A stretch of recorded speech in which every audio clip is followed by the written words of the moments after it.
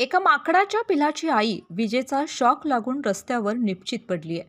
मात्र तिच्या पिलाला त्याची काहीच कल्पना नाही. त्याची आई निपचित पडली आहे, पण हे पिल्लू मात्र तिच्या पोटाला घट्ट मिठी मारून बसलंय.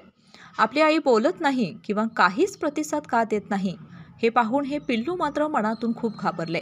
हनबरवाडी येथील हृदय पिळवटून टाकणारी ही घटना.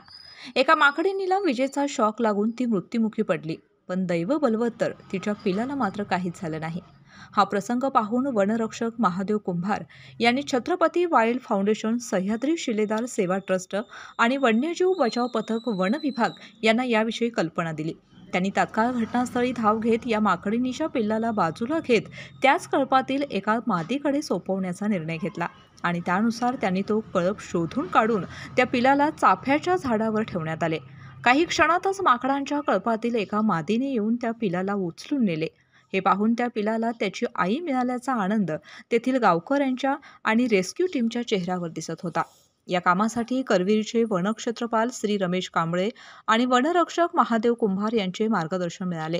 यावेळी संस्थेचे वन्यजीव अभ्यासक आशुतोष सूर्यवंशी व प्राणीमित्र ओमकार काटकर, विनायक अळवेकर तसेच वन्यजीव बचाव पथक वन विभागाचे अमोल चव्हाण आणि विनायक माळी, प्रदीप सुतार, अलमतीन बंगी हे उपस्थित होते.